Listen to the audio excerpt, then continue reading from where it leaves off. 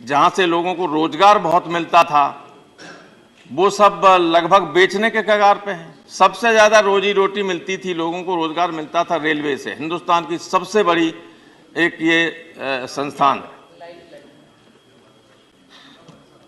बड़े पैमाने पर रोजगार सिविल एविएशन भी देता था, बड़े पैमाने पर और कई ऐसे जो हैं, LIC है, जैसे LIC से लाखों लोगों को रोजी रोटी मिलती थी।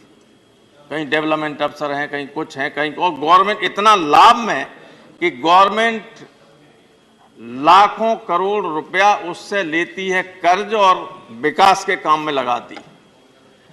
तो ये सारी चीजें हो रही हैं, ये गलत हो रही हैं जाने अनजाने, और उससे बहुत नुकसान हो रहा है।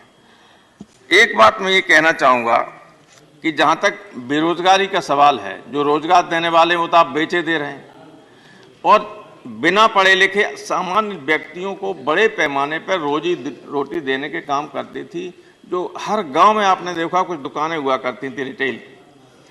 अब FDI इन रिटेल ने, ये गांव में दुकान करने वाला जो एक आदमी 5 लोगों को या एक परिवार को पूरी तरह पालता था, ऐसे करोड़ों लोग थे, करोड़ों दुकानें थी, चाहे परचूनी की हो, चाहे सब्जी वाले की हो, चाहे और कुछ हो। अब ये मुकाबला कर लेंगे रिलायंस के और वालमार्ट से, इन सबसे नहीं कर सकते कभी।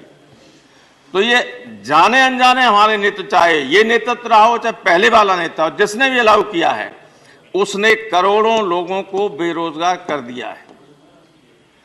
तो हमें सोचना पड़ेगा कि इसका क्या किया जाए, कैसे दें लोगों को रोजगार। दूसरे, कुछ पैसा जैसे सेंट्रल गवर्नमेंट पैसा देती है, राज्यों में जो बच्चे शेड्यूल कास्ट, शेड्यूल ट्राइब और OBC के हैं, उनको स्कॉलरशिप पढ़ने वाले बच्चों को दिया करती। अब वो पैसा ही नहीं जाता, इतना कम जाता है।